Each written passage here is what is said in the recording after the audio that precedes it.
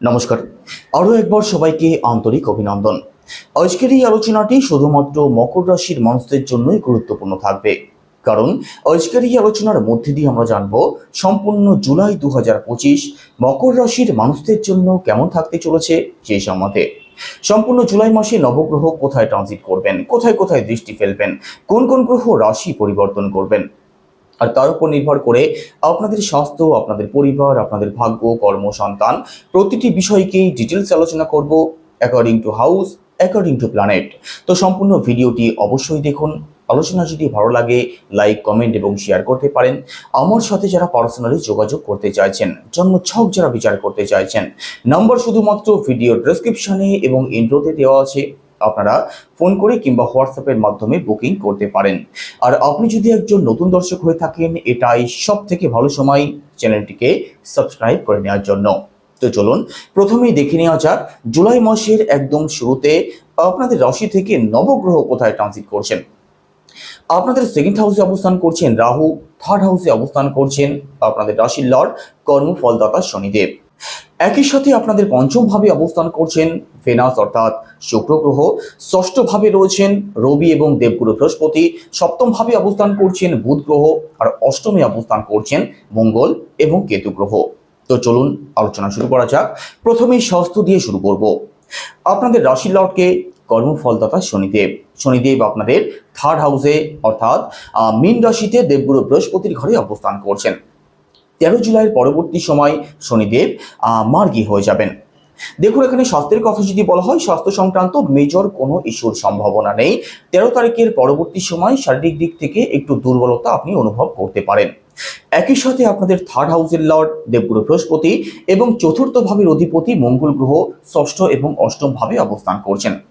তো গলা সংক্রান্ত কোনো প্রবলেম, একই সাথে বুকের দিক থেকে কিছু প্রবলেম, কাফ কোল্ডের সমস্যা কম বেশি আপনাদের মধ্যে থাকতে পারে। এই দিক থেকে একটু সিরিয়াস থাকবেন। একই সাথে পেটের দিক থেকেও একটু ভোগান্তি আপনাদের হতে পারে, কারণ এখানে দেবগুরু বৃহস্পতি কিন্তু আমাদের পেটেরও কারক। এবার পরিবার, সেকেন্ড হাউস থেকে পরিবারকে বিচার করা হয়। আপনাদের সেকেন্ড হাউসের লর্ড ও কর্মফলদাতা শনিদেব। শনিদেব আপনাদের থার্ড হাউসে অবস্থান করছেন।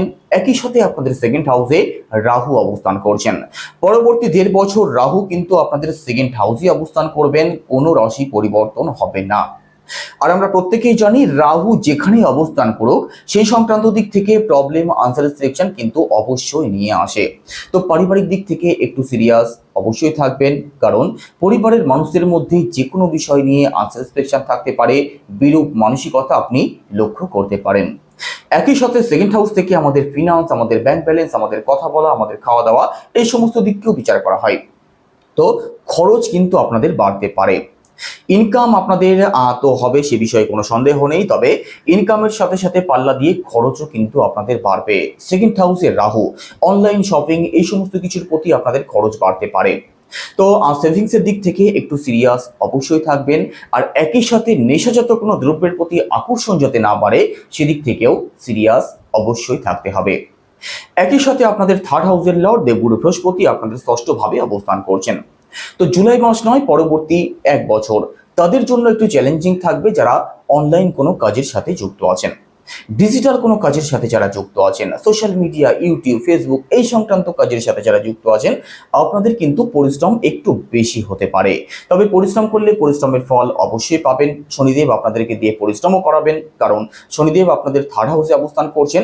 তবে আপনাদের জন্য কিন্তু একটু চ্যালেঞ্জিং অবশ্যই থাকবে। একই সাথে আপনাদের শর্ট ট্রাভেল বাড়তে পারে, অকারণ ছোটাছুটি হতে পারে। আপনাদের মধ্যে সাহস, আত্মবিশ্বাসের অভাব কখনো কখনো আপনি লক্ষ্য করতে পারবেন। এছাড়া আপনার ছোট ভাই বোন, কাছের আত্মীয় স্বজন, বিশেষ করে পাড়া প্রতিবেশী, এদের সাথে কিন্তু যে কোনো বিষয় নিয়ে মতপার্থক্য, দ্বন্দ্ববিবাদ, এমনকি মনোমালিন্যের জায়গা তৈরি হতে পারে। সেদিক থেকে সিরিয়াস অবশ্যই থাকবেন। উটকো কোনো ঝামেলাতে জড়াতে যাবেন না, কারণ থার্ড হাউস থেকে আমাদের লিগাল ইস্যুকেও বিচার করা হয়। থার্ড হাউসের লর্ড যেহেতু ষষ্ঠ ভাবে অবস্থান করছেন, তো প্রবলেম কিন্তু তৈরি হতে পারে। এবার প্রপার্টি, ফোর্থ হাউস থেকে প্রপার্টিকে বিচার করা হয়। আপনাদের ফোর্থ হাউসের লর্ডকে, আপনাদের ফোর্থ হাউসের লর্ড মঙ্গল গ্রহ। আর মঙ্গল কোথায় অবস্থান করছেন? আপনাদের অষ্টম ভাবে অবস্থান করছেন, ত্রিক ভাবে অবস্থান করছেন। রাশিচক্রের অষ্টম ভাবকে সব থেকে খারাপ ঘর মনে করা হয়, কারণ যত ঝামেলা, যত বাধা বিপত্তি আমাদের অষ্টম ভাব থেকেই আসে। 29শে জুলাইয়ের মধ্যবর্তী সময়ের মধ্যে প্রপার্টির জায়গাটা কিন্তু আপনাদের ভালো থাকবে না। এই সময় প্রপার্টি সংক্রান্ত বড় কোনো সিদ্ধান্ত না নেওয়াটাই আপনাদের জন্য বেটার হবে। একান্ত কোনো সিদ্ধান্ত যদি নিতে হয় অবশ্যই ভালো করে ভাবনা চিন্তা করে তবে নেবেন, না হলে কিন্তু পরবর্তীতে আপনি প্রবলেমে জড়িয়ে পড়তে পারেন। একই সাথে 4th হাউস থেকে আমাদের মাকেও বিচার করা হয়, তো মাতৃপক্ষ কিন্তু আপনাদের বিশেষ কিছু ভালো থাকবে না 29শে জুলাইয়ের মধ্যবর্তী সময়টাতে।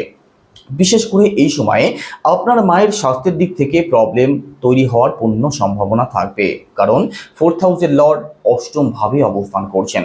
তো মাতৃপক্ষের দিক থেকে এবং প্রপার্টির দিক থেকে একটু সিরিয়াস তো থাকতেই হবে। এবার এডুকেশন, দেখুন পড়াশোনার দিক থেকেও কিন্তু কম বেশি বাধা বিপত্তি আপনাদের আসতে পারে।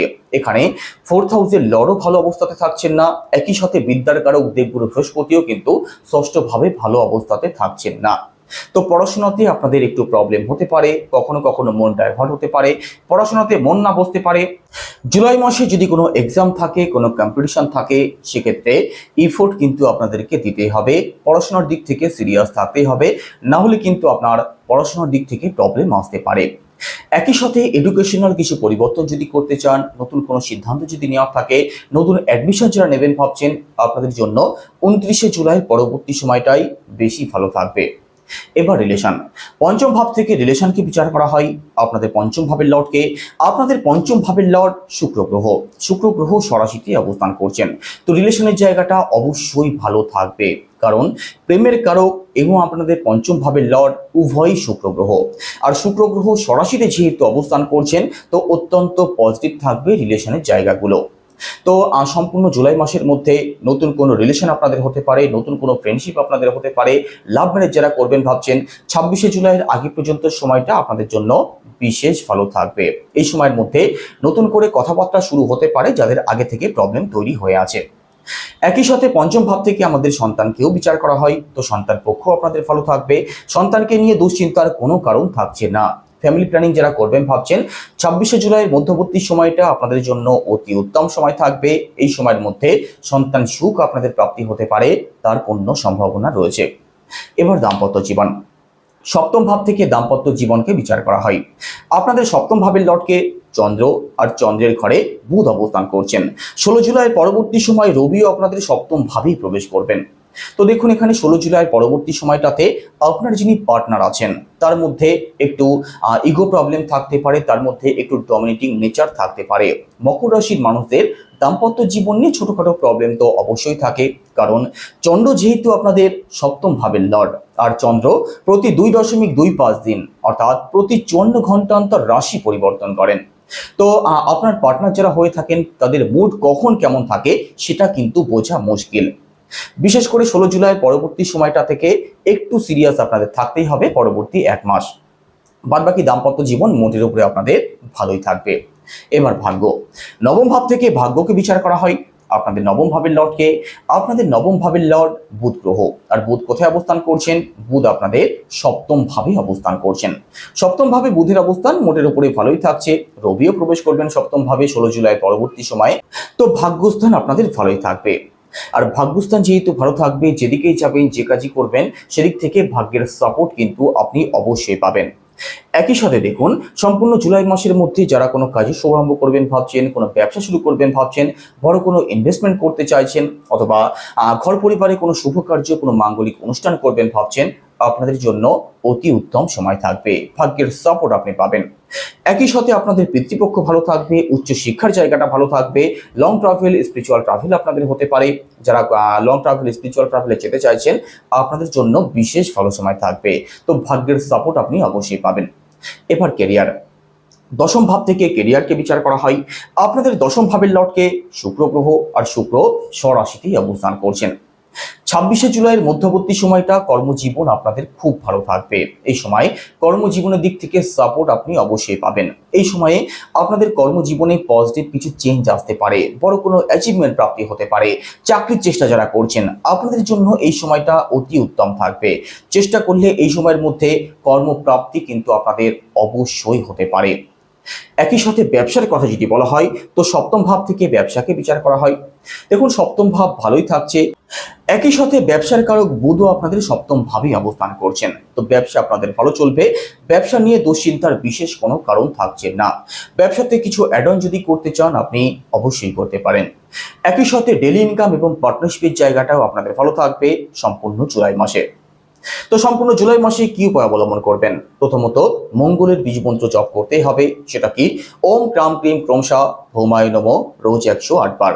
একই সাথে গুরুর বীজ মন্ত্র জপ করতে হবে, সেটা কি ওম গ্রাম গ্রিম গ্রমশা গুরুবে নমঃ, এটাও রোজ 108 বার। একই সাথে উদীয়মান সূর্যকে জল অর্পণ করুন, পজিটিভ রেজাল্ট অবশ্যই পাবেন। তো কেমন লাগলো আলোচনা? কেমন লাগলো কমেন্টে জানাবেন। সবাই ভালো থাকুন, সুস্থ থাকুন। নমস্কার।